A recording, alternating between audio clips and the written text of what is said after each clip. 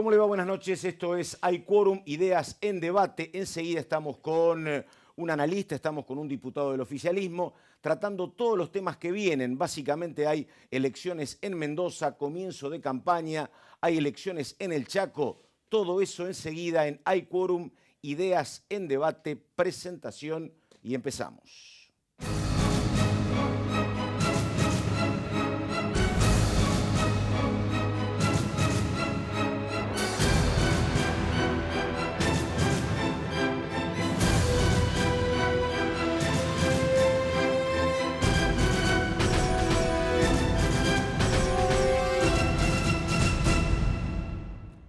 Bueno, segunda parte de Hay Quórum, Ideas en Debate. Estamos con ella, con Laura Serra. Señora, ¿cómo le va? ¿Cómo te va? Bien, Muy bien. Muy bien, Laurita. Laurita, en el Congreso, digo, por lo que uno sabe, bastante calma, ¿no? Y tranquilidad. Demasiada por lo menos hasta calma. el 27 de octubre. Hasta el 27. Seguramente no va a haber actividad parlamentaria importante. Los dos proyectos más importantes que presentó el oficialismo, el presupuesto 2020 Sí. y el reperfilamiento, se postergaron para después de las elecciones, con lo cual no vamos a ver definiciones importantes hasta que se conozca el resultado de las elecciones de octubre. Muy bien, señor Leo Fredes, hombre de la agencia Telam. Leo, ¿cómo te va? Bien. ¿Cómo te va, Pato? Una cuestión que me parece que también corre el destino de lo que hablábamos con Laura. Digo, alquileres, no va a pasar nada, ¿no? No, Este año tampoco, ya ¿no? Lipovetsky un poco anticipó ya Sí. que no, que es difícil introducir el tema antes de las elecciones. También hay que ver cómo se vive el proceso entre las elecciones y el 10 de diciembre, porque Sí. ahí es una incógnita ver qué va a pasar, si se va a tratar de hacer una especie de transición a nivel gobierno, si eso se traduce en alguna cosita al Parlamento como para ir preparando, porque son casi un mes y medio. Exactamente. Bastante difícil, ¿no? Totalmente. Son muchos días y cada día es muy pesado en Argentina Sí. políticamente. Ahora lo vamos a hablar con Timerman, pero esto se fue desapareciendo como versión, pero hace unos días se hablaba que dependía del resultado, a lo mejor había alguna posibilidad de adelantamiento de entrega del poder, ¿no? Pero La Constitución hoy Exactamente. no lo permite. Así Exactamente. que 10 de diciembre, Pato. Exactamente. Así que bueno, es lo que plantea Leo, entonces habrá que ver, Habrá que ver cómo es ese cómo se periodo. maneja la transición. No, y habrá que ver si es efectivamente Alberto Fernández el que maneja la agenda legislativa después del 27. Claro. Atenti con eso. Si es que efectivamente gana las elecciones de octubre, siempre hay que Vos poner... decís por el peso de lo que va a ser el kirchnerismo, eventualmente sería la vicepresidenta Cristina Fernández, efectivamente. Claro, pero ya puede tener en la manga algunas iniciativas que pueda empezar a impulsar, eventualmente, ¿no? Insisto, si es que Alberto gana, y también depende cuánto gana en las elecciones de octubre. Ahí estamos, en nuestros estudios invitados Raúl Timerman, analista político, consultor. Raúl, gracias por estar. No, al contrario, Y gracias a el ustedes. diputado nacional por el Chaco, Horacio Goicoechea, diputado, gracias. Buen día, gracias a vos. Bueno, a ver, primera pregunta para Raúl Timerman. Raúl, digo, por lo que veo en las encuestas, todavía no hay demasiado dato. No hay, me parece, mucho cambio respecto al 11 de agosto en los números de ustedes. ¿O sí? ¿Hay alguna tendencia más consolidada? Básicamente hay tres encuestas nacionales. Tres encuestas nacionales. Una que es la más interesante porque es presencial, son 3.000 casos presenciales a nivel nacional y se amplía un poco la diferencia, digamos, y Alberto Fernández supera los 50 puntos. De ahí viene, ya no interesa en los números exactos, porque una vez que alcanza los 45 Claro. puntos ya es presidente. De ahí viene la poca perspectiva respecto a las posibilidades de un balotaje. Están 50, 52 y hasta 54 puntos. Ustedes saben que el objetivo de un grupo dentro del albertismo es poder superar los 54 puntos que tuvo Cristina. Exactamente.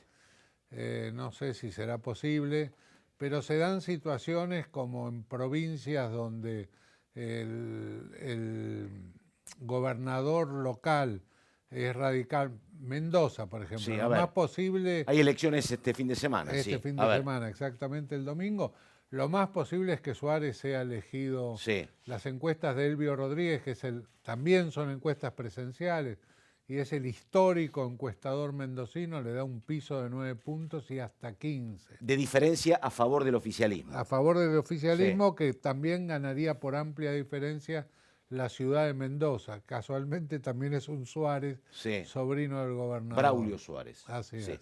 Bueno, ahí estamos. A ver, Laura Serra, primera pregunta. Para el diputado Goicoechea, bueno, usted dentro del lote oficialista, ¿dónde se encolumnaría? ¿Dentro del lote de los optimistas que pueden llegar al balotaje? ¿Dentro del lote de los realistas que dice, bueno, tal vez perdamos, pero al menos tratemos de acortar el margen de diferencia? ¿Dónde se ubica usted?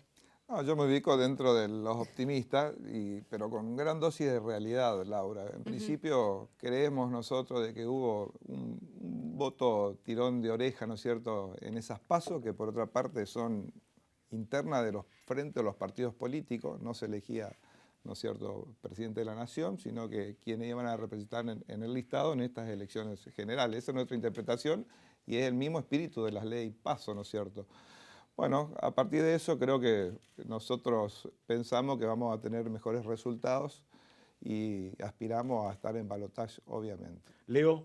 Y también el diputado Goicoechea, ¿cómo encararían una próxima etapa en cualquiera de los dos escenarios? Digo, hay un reperfilamiento, valga el término, de la Unión Cívica Radical como bloque legislativo. La Unión Cívica Radical forma parte de Cambiemos, es socia fundadora, está consustanciada con este proyecto de Cambiemos. Estamos trabajando para la reelección del presidente Macri y bueno, obviamente siempre hay espíritu crítico, buscamos más participación.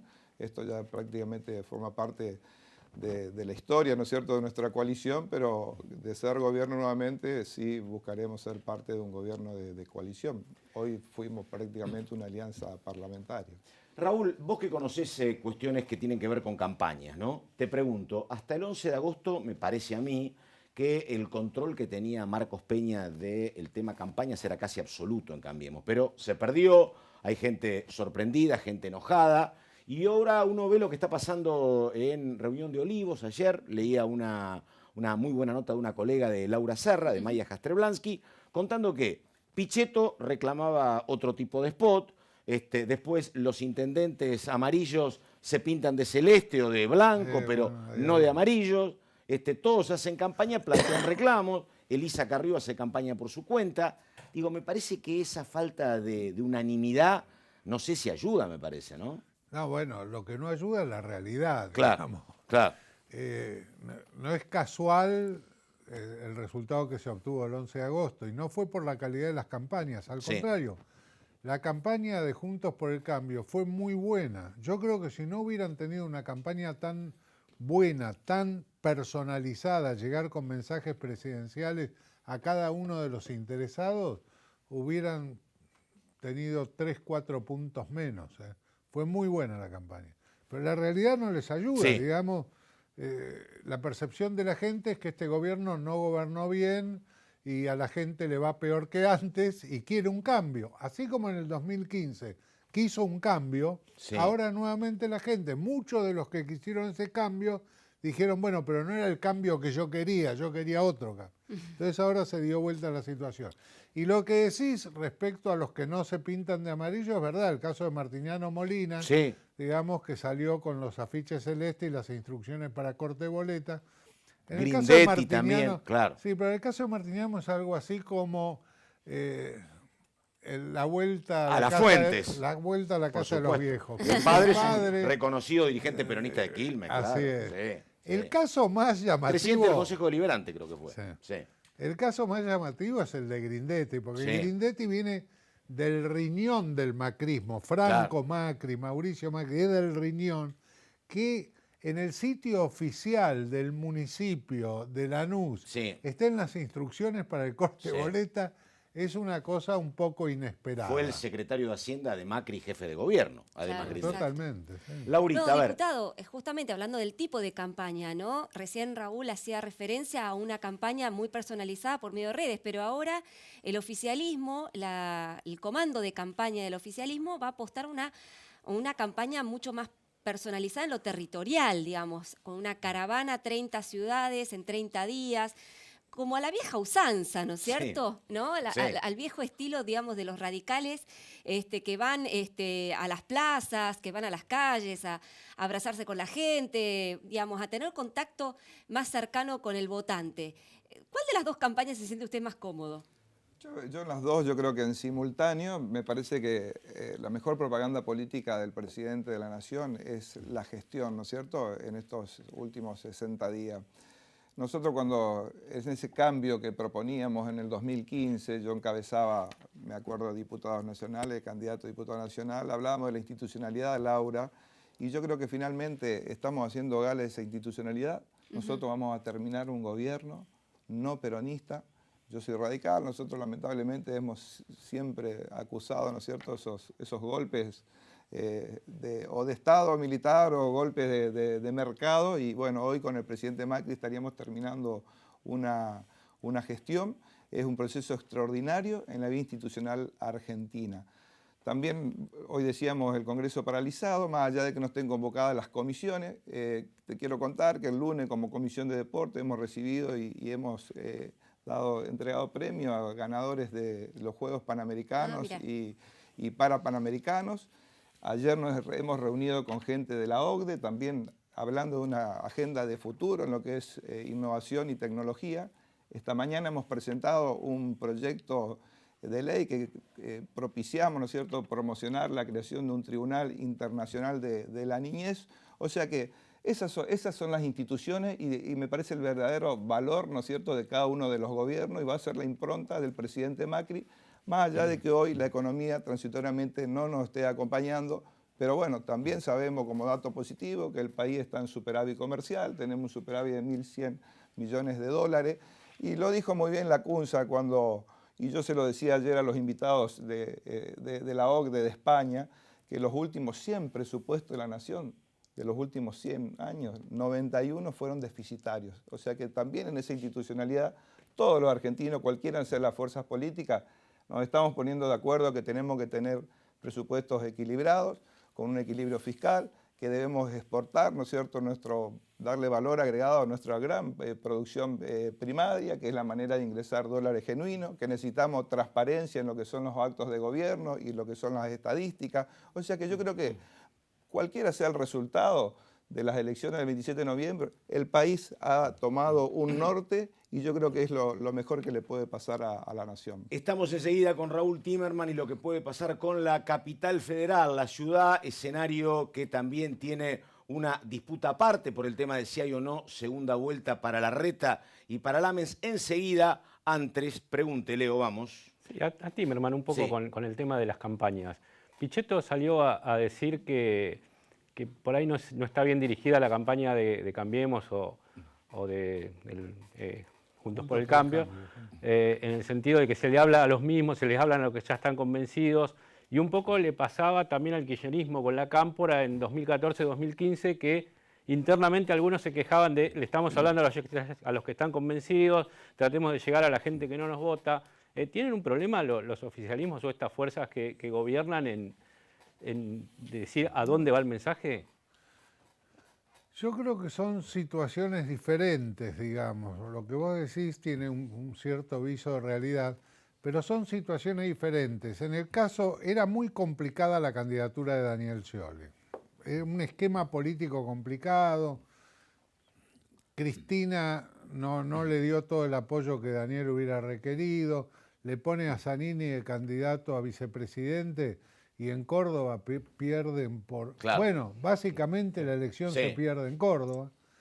Después Aníbal Fernández en la provincia de Buenos Aires. Y no era hablarle a lo mismo, era un desorden, era un caos.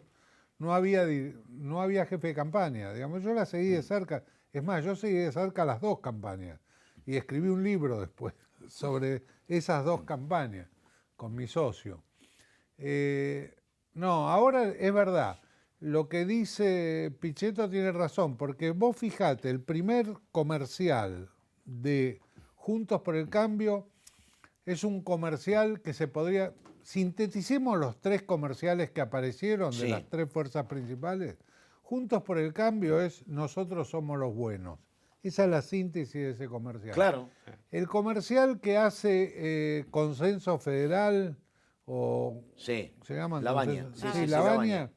Básicamente lo que dice es Labaña ya lo hizo. Claro. Es decir, sí. Sí. Y El que le habla a todos es Alberto Fernández. Alberto Fernández repite sistemáticamente con todo, es con todos, es con todos. Entonces, es contenedor, te incluye. invita, da, se podría sintetizar en este es mi pensamiento, porque dice, no plantea disyuntivas, una sola disyuntiva plantea entre los bancos y los jubilados. Claro. Yo elijo a los jubilados, pero lo demás es inclusivo. Si vos tomás Juntos por el Cambio, es un comercial donde enumera valores positivos. Todos son valores positivos. Y firman Macri y Pichetto. Sí. Pero en campaña, cualquier otro candidato podría firmar ese comercial. Cualquiera podría firmar, porque todos, digamos, se presentan ante la sociedad como defensores de valores positivos. Sí, está dirigido a los votos que ya tienen. Las marchas están dirigidas a una cosa de... es casi un sistema de autoayuda, te diría, en este contexto. De decirle a la gente que los votó, bueno, acá estamos nosotros, no los dejamos solos, síganos votando. Yo creo que es difícil, están los números entre 32 y 36 puntos, es difícil que sume mucho más con esta campaña. Goicoechea, un tema. Usted decía recién que el radicalismo está alineado con Cambiemos y con Macri. Pero imaginemos el dato de las encuestas de hoy, ¿no? Que se pierde. Digo, la verdad que la cosecha para la Unión Cívica Radical, digo, han perdido 4 o 5 capitales, ¿no? Han estado reclamando 4 años mayor inserción en el gobierno, no lo han conseguido. Y Casella dijo, esto terminó. Digo, ¿usted está tan seguro que se va a poder sostener esta continuidad de la Unión Cívica Radical con Cambiemos? Con además un Cambiemos que la verdad cuando uno habla del post-macrismo, hablan Rodríguez Larreta, hablan María Eugenia, pero no hablan de un Macri en funciones, ¿no? Digo, ¿usted está seguro que se podrá sostener Cambiemos después de una eventual derrota? Sí, en el caso hipotético, ¿no es cierto?, de que, bueno, finalmente no obtengamos la reelección, yo creo que sin duda vamos a tener una fuerza opositora importante en el Congreso de la Nación. Juntos, más allá, juntos en un interbloque, más allá de que puedan existir bloques independientemente como lo existen hoy. Yo confío en que finalmente Cambiemos llegó para quedarse en la Argentina, pero obviamente que la Unión Cívica Radical es un partido orgánico, nosotros tenemos nuestras propias estructuras partidarias, la convención ha ratificado la pertenencia a Cambiemos y lo tendrá que hacer seguramente en su propia próxima convocatoria, pero hoy por hoy la Unión Cívica Radical forma parte de Cambiemos y bueno, y está trabajando para finalmente que tengamos y permanecer 4 años más. Escucha atenta, a ver, pregunte, Serra. Última. Sí. Alberto Fernández estuvo participando de un meeting con dirigentes radicales de la ciudad de Buenos Aires, ¿no? ¿No teme que Alberto Fernández busque ahí generar alguna fisura en el radicalismo, como en algún momento lo hizo Néstor Kirchner con el radicalismo Con Julio acá? Cobos. Claro. Y Cornejo. Y Bueno, Cornejo. Exactamente, sí. En principio, quienes somos radicales, ¿no es cierto?, estamos completamente contenidos en lo que es la Unión Cívica Radical Nacional, tenemos nuestros comités provinciales funcionando, un partido que está vivo, que tiene intendencia, que tiene concejalía, que tiene gobernaciones. Seguramente son personas que se han ido de la Unión Cívica Radical, quien tiene el sello, la bandera, y a veces es hasta una falta de respeto ver esos símbolos partidarios nuestros en manos de gente que ha sacado los pies del plato, ¿no es cierto? Pero bueno, yo creo que obviamente uno tratando de coleccionar votos busca diferentes espacios y también de seguramente personas que han hecho su diáspora. Tiempo de descuento, ¿tiene alguna más? A ver. En la autocrítica que dicen del radicalismo, que hablan de estos 4 años, ¿en qué se arrepienten más o qué cosa fue la que más se dicen en esto tendríamos que haber hecho prevalecer nuestra voz para ir por otro lado? Sí, esto lo mío es a título personal, creo que pudimos haber tenido una mejor construcción federal, haber institucionalizado Cambiemos en cada una de las provincias. Pero bueno, más allá de esos errores no forzados, que bueno, fueron demostrando las elecciones provinciales como íbamos perdiendo, ¿no es cierto?, electorado, pero que sin duda tenemos un país que queda con una matriz energética de excelencia, que queda con puertos, aeropuertos, con una producción primaria importantísima y que finalmente ese es el norte donde me parece el presidente Macri ha puesto el país y que justamente necesita 4 años más para que finalmente eso haga capilaridad en esa microeconomía, en la economía de todos los días, que hoy la que finalmente nos está fracasando, más allá de que acusó recibo, ha bajado el IVA, los alimentos básicos y se le hace un poquito más fácil el terminar el mes a la gente, con también el congelamiento, ¿no es cierto?, de tarifa y esta disminución en el precio del combustible. Así que necesitamos esos 4 años para que finalmente estos grandes resultados estructurales lleguen a la economía del día a día. Timerman, estamos cerrando, pero digo, usted anticipó más o menos lo que puede pasar en Mendoza. En Capital Federal, digo, bueno, Cambiemos gobierna hace 12 años. Sí, sí, sí. Digo, ¿puede haber alguna sorpresa en Capital o tampoco? Nadie habla de la necesidad de la alternancia. Eso, para usted la insiste con esto, democracia. ¿no? Sí, exactamente. No, Sí. no, yo creo, en este momento está a un punto de llegar a los 50 Horacio Rodríguez Larreta. Daría la impresión Sí. que puede no haber balotaje. Incluso cuando Pero preguntan por el balotaje, también el que vi está ganaba arriba Larreta, ¿no? 53-47. O Sí. sea, que daría la impresión de que Rodríguez Larreta va a reelegir en la ciudad de Buenos Aires. Yo hago un pronóstico de que Alberto Fernández va a ser el próximo presidente, de que Mauricio Macri se retira de la política, de que los radicales el 27 de la noche dan el hurra, digamos, y se replantean su presencia en Cambiemos, por lo menos formalmente, y que va a volver a ser el PRO, un partido de la ciudad de Buenos Aires que va a construir nuevos liderazgos. Y en esos nuevos liderazgos va a estar Horacio Rodríguez Larreta, va a estar María Eugenia Vidal, que no va a ser gobernadora, pero va a seguir trabajando en la provincia de Buenos Aires para un proyecto 2023 que sea Horacio Rodríguez Larreta presidente. Bueno, vieron, 2 minutos, 10 títulos. Raúl Timerman, muchas gracias. Gracias a ustedes. Diputado Goicoechea, muchas gracias. Muchas gracias, Pato. Y bueno, sin duda reconocer que la alternancia es importante, pero bueno, el peronismo se acuerda de las alternancias después que ellos son sistemáticamente gobierno durante 12 o 16 años, ¿cierto? Nosotros llevamos 3 años y medio recién, así que Ahí estamos. esperemos que nos den la oportunidad de 4 años más. Ahí estamos. Señor Fredes, muchísimas gracias. Gracias, Paco. Esto es Hay Quórum, estamos con Laura Serra. Se viene enseguida la segunda parte. Ya venimos. Muchas gracias.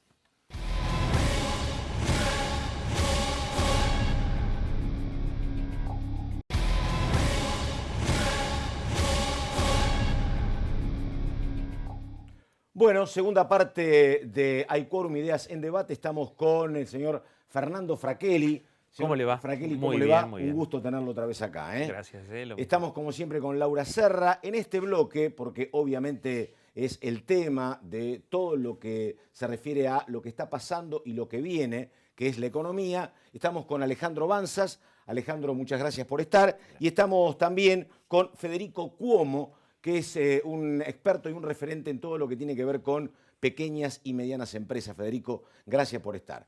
Recordamos el tema central, el viaje del ministro a Nueva York, Estados Unidos, reunión del propio Macri con autoridades del fondo, asunción de la reemplazante de Christine Lagarde, y el tema es que la plata, los 5.400 millones, el último tramo del fondo, que debería haber llegado allá por mediados de septiembre de este mes, todo indica que si viene después del 27 de octubre.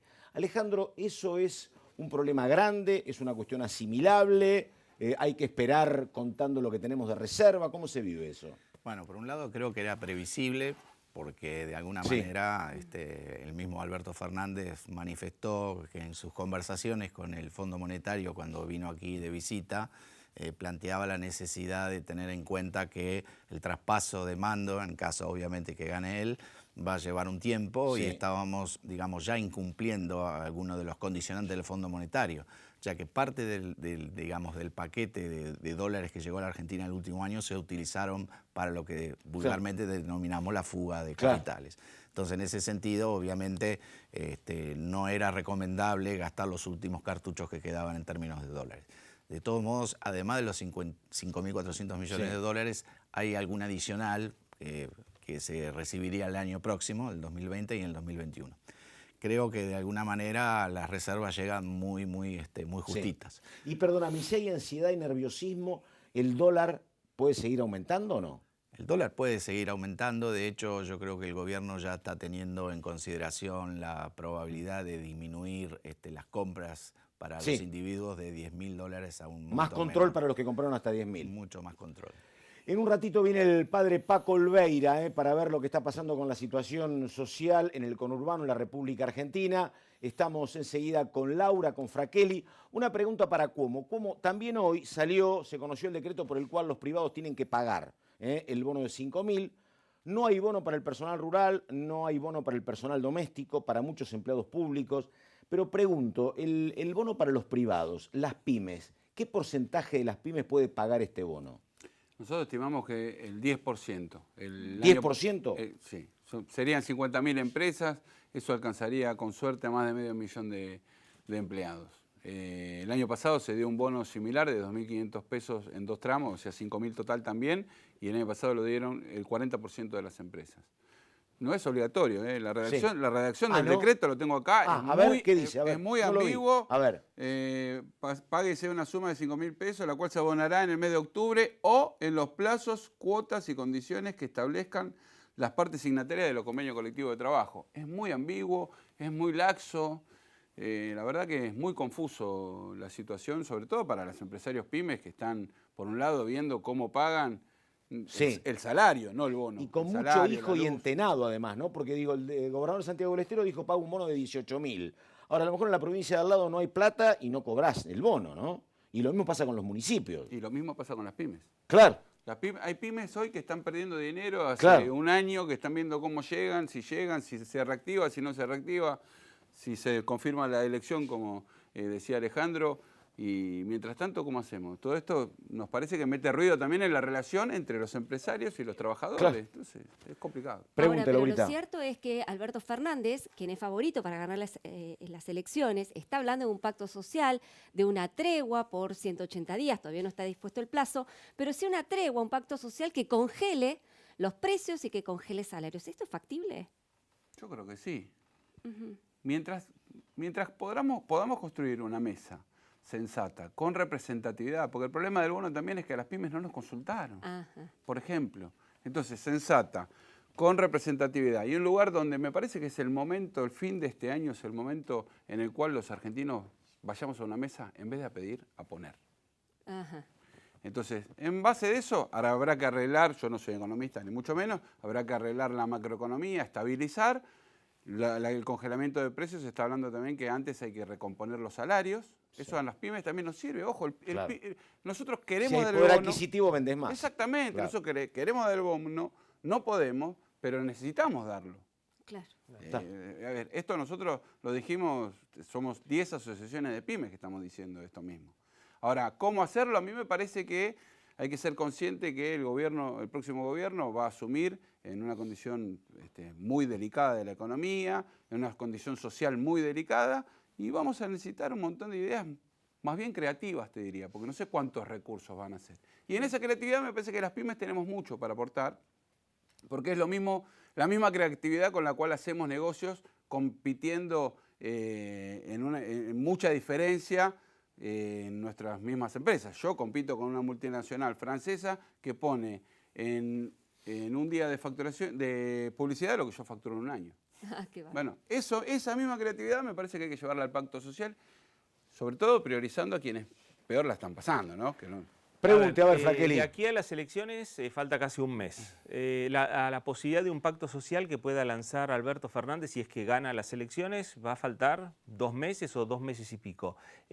¿Cómo sigue el país de aquí en adelante en este tiempo, en este lapsus, Alejandro, desde el punto de vista económico, ¿no? Más que nada. Precisamente yo lo estaba escuchando a Federico y él planteaba algo que es muy razonable. El universo PYME es un universo muy grande y no se puede tomar como un dato homogéneo y decir dale 5.000 pesos a cada empleado, aunque sería el deseo de muchos empresarios PYME, que está haciendo un gran esfuerzo por retener al propio empleado y no tener que desocuparlo.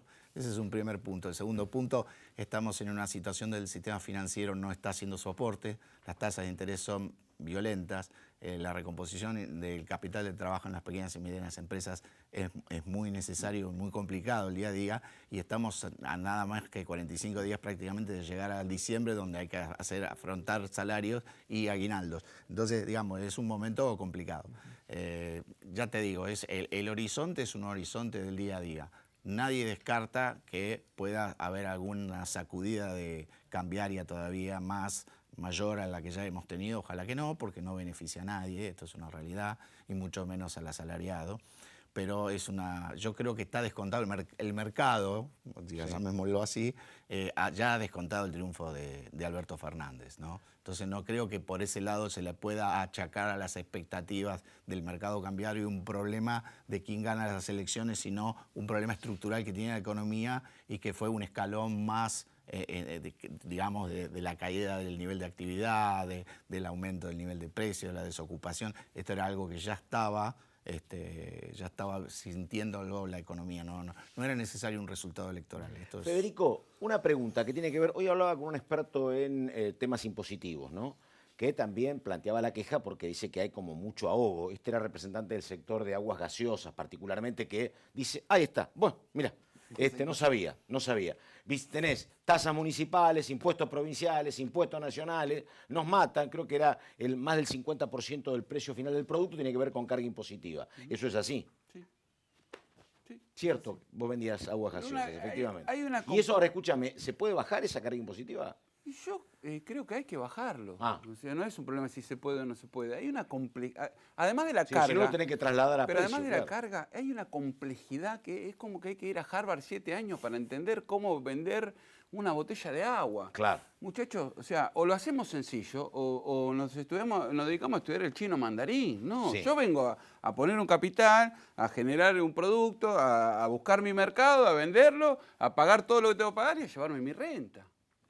Esto, además, digo, estamos subiéndonos, entrando en el momento que la historia tiene su gran segunda revolución industrial, la industria 4.0, la biotecnología, etcétera, etcétera. Bueno, si no, por eso digo, si no logramos hacer una mesa, que haya representatividad y que todos seamos sensatos y bien, de buena onda, decir, che, esto es lo que necesito, porque también hay algunos que se abusan. Sí, hay que ver el tema tasa de interés, por ejemplo, cómo se baja eso. Bueno, ni hablar. Eso será un problema de los economistas, claro, yo no tengo ni idea, pero... Sí, no, es... Por supuesto. 160% hoy está para cambiar valores en un banco público. Sí. Laurita, pregunte, a ver. No, recordaba palabras de Cristina Fernández de Kirchner que decía que, bueno, o puso en duda que la emisión monetaria fuera factor fundamental para la inflación y puso el eje en lo que tiene que ver con la cadena de formación de precios y las márgenes de ganancias de los empresarios, ¿no? Digo, ¿hasta qué punto eso se puede controlar si es que efectivamente eso es lo que está induciendo una mayor inflación? Bueno, mira, yo no soy monetarista, por lo cual adhiero a esa postura de que no creo que sea un problema de emisión monetaria el alza de precios. No creo. Entonces hay que emitir. No. Entonces Alberto tiene que empezar a emitir. No, ni una cosa ni la otra. No, porque no lo descarta. Yo no creo que cuando él tiene que trasladar precios o formar precios vaya a ver qué emisión monetaria hay en el mercado. Lo que digo es cierto que en la medida que la inflación crece, uno tiende a querer refugiarse en valores, ya sea o en una moneda dura o en estoquearse, etcétera, etcétera. Esto es una realidad. Este gobierno hizo gala de que la base monetaria no crece, que hay que ir a la base monetaria cero, la gran restricción de la moneda en el mercado y sin embargo la inflación continúa. O sea que... Bueno, pero a ver, ahí yo te rebato diciendo que antes de las PASO la inflación iba decreciendo y después de las PASO pegó el salto, pero por una cuestión política. No sé si tiene que ver con una cuestión económica. Y si yo te digo que el índice de precios mayoristas saltó al 11% después de que venía en un nivel muy bajo, porque hubo una devaluación, un aumento muy fuerte del tipo de cambio. Claro, pero eso fue después de las PASO. Perfecto, pero digo, no fue un fenómeno monetario, fue un fenómeno de credibilidad en la moneda. Es decir, estás perdiendo el valor de la moneda y en ese sentido estás en una puja de aumento de la tasa de interés porque eso iba a hacer que iba a controlar de que la gente fuera al dólar. En definitiva, ni controlaron el dólar, ni controlaron la tasa de interés, ni controlaron el índice de precios. Fraquelli, pregunta. Bueno, escuchándolo a Alejandro, Federico, ¿toda esa ecuación hacen los empresarios pymes a la hora de ver cómo está la realidad política, económica de ustedes? Eso y mucho más, porque las pymes, a ver, lo que hubo en este gobierno fue una fabulosa concentración de la economía.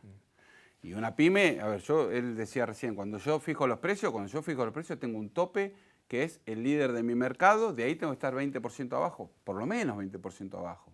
Porque lo que te contaba antes, la campaña publicitaria yo la tengo que contrarrestar con precio, no solo con calidad, con servicio. Ahora yo pregunto una cosa, pero digo, hablan de la concentración de precios o de la concentración de los mercados, y no me quiero poner en abanderada del actual gobierno, ni muchísimo menos, pero la concentración viene de hace mucho tiempo. Yo no recuerdo a Cristina Fernández de Kirchner, salvo, digamos, a ver, al secretario de Comercio, a Moreno, digamos, con látigo y pistola en mano, tratando de que no se concentre o que no aumenten los precios. Pero fuera de eso yo no vi ninguna legislación, ninguna normativa, nada que ayude a desconcentrar el mercado.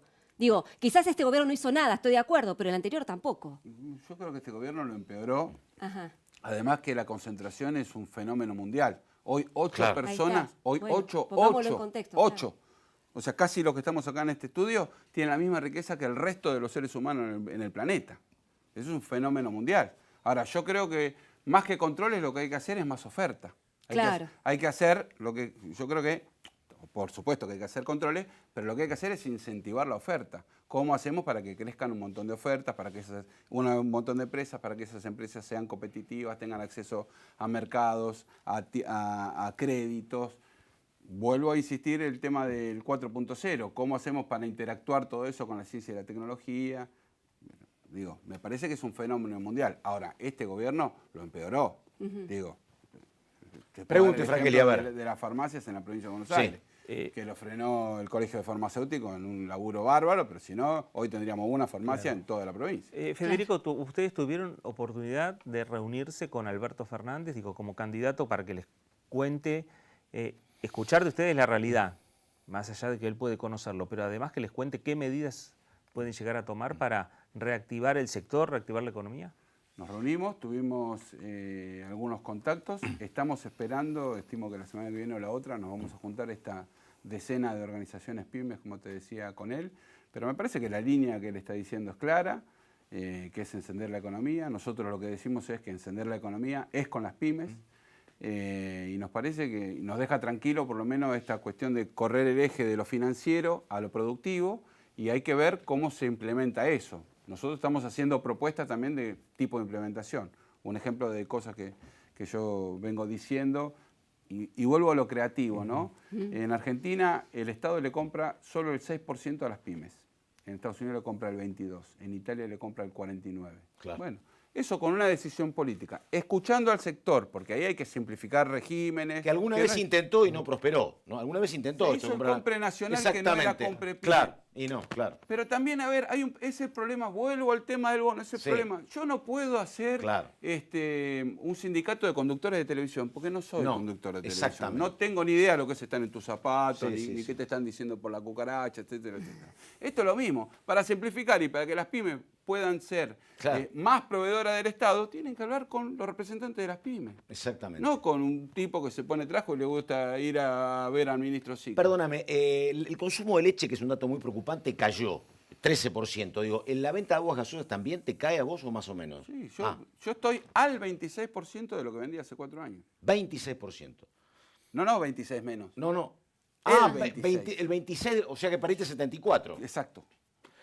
Banzas, una pregunta. Están mencionando a Guillermo Nielsen, a Emanuel Álvarez Agis, Matías Culfas, Cecilia Todesca.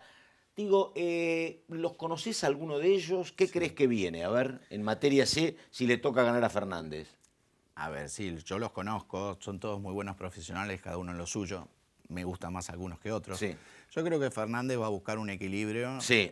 Va a ser él un poco el que marque la directriz de lo que quiere en el gobierno, y después los instrumentos van a ser parte de digamos, de plasmar ese modelo que él tiene en la cabeza e instrumentarlo. Creo que si tuviera que elegir alguno de esos, a mí Culfas, por ejemplo, es alguien que me parece atractivo. Me parece importante que aparezcan nuevas personas, nuevos economistas, que le den un aire distinto a la mirada de los actores económicos, y no siempre caer en las mismas figuras, ¿no? Sí, pero me parece importante que nombre diga. a un, ¿no? Que nombre a un ministro de Economía. Ah, Porque vos decís por el tema de la diversidad sí, que había. Acá arrancamos el gobierno casi con 5 ministros de Economía. Sí, eso fue una falencia también que tuvo, me parece, este gobierno, de no querer generar un ministerio un poco más coordinado. Yo no digo de volver a la época de ese ministro Totum que manejaba todo estilo Cavallo, por ejemplo, en la época del menemismo. Creo que yo resguardo que me parece que la política es la que debe definir los rumbos de la economía. Pero sí lo que rescato es que tiene que haber más coordinación entre las áreas involucradas, porque eso genera muchos problemas, incluso a los empresarios que no saben con quién tienen que ir a conversar los problemas, ¿no? Van con uno, van con el otro y es complicado. Tengo que terminar. Federico, muchas gracias. Me impresionó el dato que vendés el 26% de lo que vendías hace 4 años. Bueno, yo creía que había caído más el consumo de leche que del agua, pero no, es más el agua que la leche en ese caso. Bueno, más o menos. El agua que nosotros vendemos se reemplaza con agua de la canilla también. Claro, la leche. Señor, muchísimas gracias, Manzas. Gracias por la invitación. Seguimos nosotros en Hay Quórum, Ideas en Debate. Seguimos con el señor Fernando Fraquel y con Laura Serra. Enseguida, el padre Paco Olveira y una radiografía de lo que está pasando con la situación social en el conurbano, en la provincia de Buenos Aires y en el país. Ya venimos.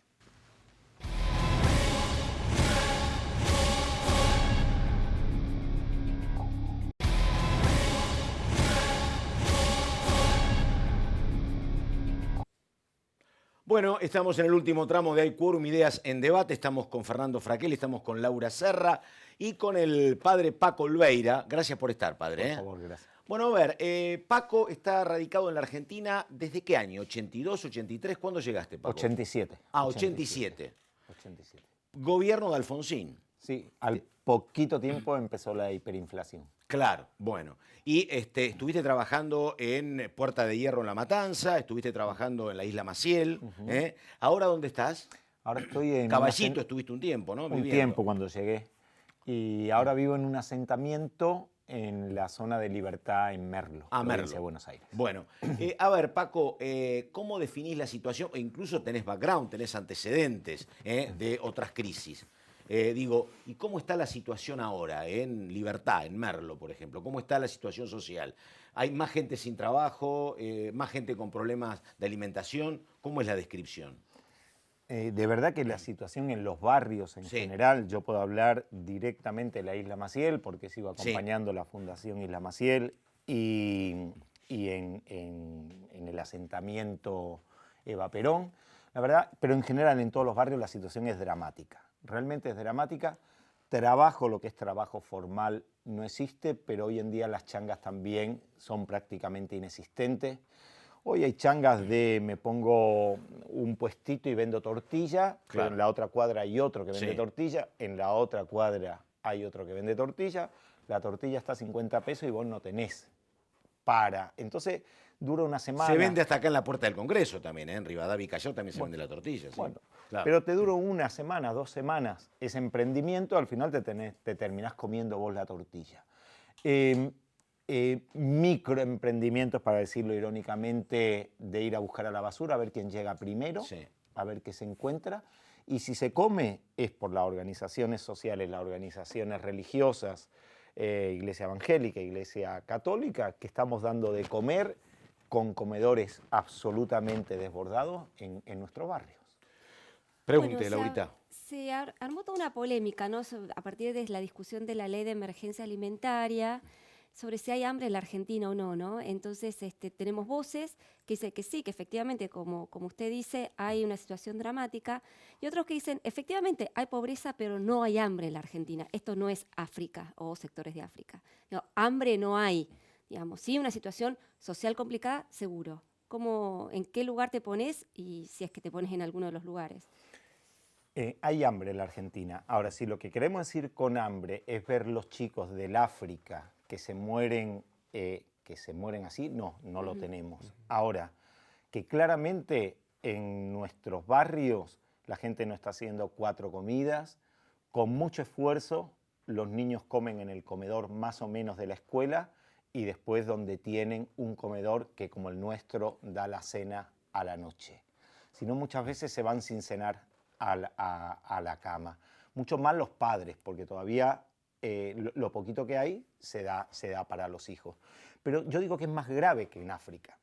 Porque en África vos vivís en el campo, vivís en una sociedad que es rural, vivís en una sociedad donde, yo he vivido en África, donde te arreglás con lo que tenés. Acá vivís en una sociedad de consumo donde te pone delante, ¿sí?, que vos tenés derecho a la mejor zapatilla, donde vos ves, yo vivo en un asentamiento y a 2 cuadras tenemos un country privado. Además de eso, mi pibe que no va, que no desayuna bien, que no come bien, va a la escuela. En la escuela no tiene futuro, ¿sí?, porque ediliciamente están mal, porque están superpobladas, porque en su casa no tiene una cama, una silla. Ese chico está condenado. En África no está condenado. En África va a vivir en su mundo rural. En su mundo rural. Claro. Va a tener una herramienta. Acá vive una sociedad absolutamente competitiva. Entonces, no se te va a morir de hambre. Sí se te va a desmayar en la escuela. Y eso está pasando. No se te va a morir de hambre. Va a estar gordito. Va a decir, ay, mirá, como no creo que fue Alfonsín, ¿no?, que dijo, sí, a vos gordito no te va tan mal. Bueno, va a estar gordito, pero de arroz, fideos, harinas, proteínas, verduras, fruta, carne, no hay. Entonces, que le llamen como quieran. A ver, Jesucristo dice, no hay peor ciego que el que no quiere ver. Hasta antes de las PASO, ¿sí?, el gobierno poco menos parecía a Jesucristo, yo soy el camino, la verdad y la vida, este es el camino, por aquí hay que ir, ta. Después del desastre que sufrieron en las PASO, que refleja el sufrimiento de este pueblo, y especialmente en la provincia de Buenos Aires, que se ganó todavía más que a nivel nacional. ¿Por qué? Porque en el Gran Buenos Aires es donde se concentra el mayor nivel de pobreza y de indigencia. Ahí primero echaron las culpas a los que no le votaron, pero después dicen, les hemos escuchado. Y empiezan a hacer algunas medidas paliativas en las cuales además no creen. Entonces, el que no quiera verlo, que no lo vea. La verdad que despreciar, ¿por qué es despreciar a los pobres? Diciendo si hay hambre o no hay hambre.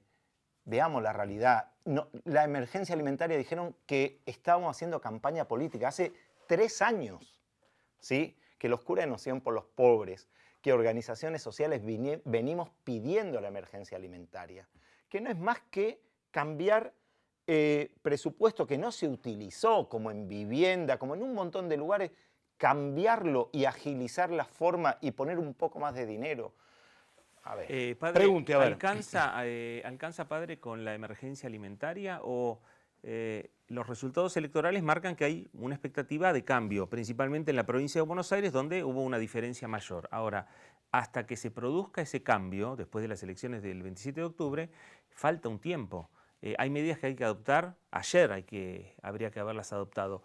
¿Qué es lo que le dice a los políticos? ¿Si alcanza o no con esa emergencia alimentaria o necesitan qué medida? A ver, lo que claramente se necesita es un modelo económico distinto. Claro. ¿Sí? El modelo neoliberal es un modelo de concentración de la riqueza y no de casualidad, porque son números, pero después lo sufrimos en el día a día. No aumentó solo la pobreza y la indigencia, aumentó la desigualdad. Los más ricos hoy tienen más plata en la Argentina y hay más pobres. Datos de la escuela de la encuesta permanente de hogares de esta semana también. Exactamente, ¿sí? Que digamos que no es un grupo de locos que sacaron un numerito. La encuesta de hogares. Sí.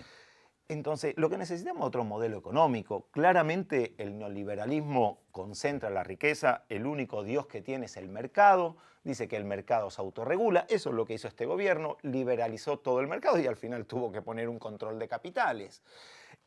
Todo esto son paliativos, mejor tenerlo que no tenerlo, pero frente a una emergencia, bueno, uno tiene que atacar ahí el momento, pero después hace falta un Estado que redistribuya, un Estado que le saque más a los que más tiene, para que pueda haber trabajo, para que pueda haber consumo, para que se pueda salir adelante. Paco, cuando uno habla con el kirchnerismo, alguna de las autocríticas que hay es que justamente lo que era primero un trabajo asistencial con los planes a partir del 2003, después, bueno, no se pudo mayoritariamente incorporar al mercado del trabajo a gran parte de gente que hoy recibe los planes.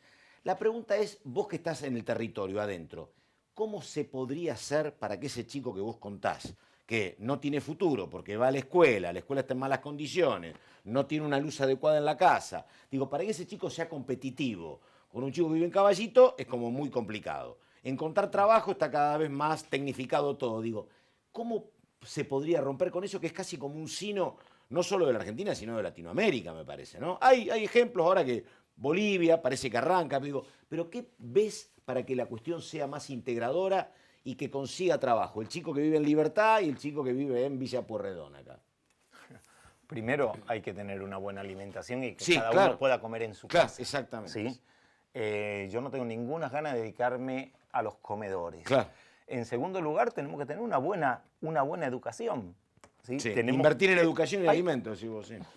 Es básico. Y en vivienda. Claro, vivienda. En vivienda. Todo lo que prometió el gobierno. Sí. ¿Sí? Y todo lo que no hizo. Entonces, si vos, tu casa es un ranchito donde a veces te ofrecen, padre, quiero un sillón. Digo, ¿dónde meto un sillón? En alguno de mis vecinos. Claro. No entra el sillón en la casa. Claro. Entonces, una casa digna, trabajo y la otra trabajo. A ver, usted dijo, no le entendí bien si la crítica era de los kirchneristas. El propio kirchnerismo te dice, la verdad que nosotros no pudimos generar trabajo productivo en gente que estaba muy golpeada en el 2003. No pudimos incorporar a el trabajo productivo a esa gente. La verdad, no se multiplicó tanto el empleo. El empleo privado. Pero Claro. El privado, exacto, en privado, claro. Pero entraron 6 millones de personas Sí, claro. al trabajo. Sí. Y se bajaron cualquier cantidad los planes sociales. Justamente este gobierno que está en contra de los planes, porque Sí, en pero realidad se yo implementó el también... empleo público, claro, es ficticio también. ¿cómo? Aparte estaba todo intervenido, el INDEC estaba intervenido, digo, no había mediciones confiables y lo cierto es que sí se incrementó el empleo, pero el empleo, digamos, informal y el empleo público, en detrimento del privado. Convengamos que Cristina Fernández de Kirchner no aumentó el empleo privado. Bueno, yo no tengo esa idea, Sí. pero vamos a salir de los números. Sí. En mi barrio había mucha gente que trabajaba, formal o informalmente. Un ejemplo que escuché en el tiempo anterior, le pongo yo otro ejemplo. Mi vecina tiene una chatita, iba todos los días hasta el 2015 a vender carbón, llevaba 1000 bolsas de carbón, volvía con 80, con 50.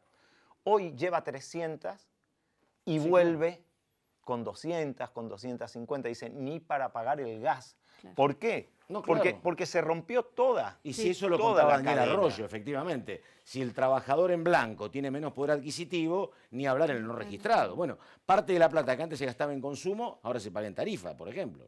Va a ¿Es ser así? una Claro. broma, pero en Morón hay un cartel muy grande que dice que hay que votar a Cambiemos para no volver al pasado. Fue gente y tapó la P para no volver al asado. Bueno, ¿quién va a comprar carbón si no tenés para hacer un asado?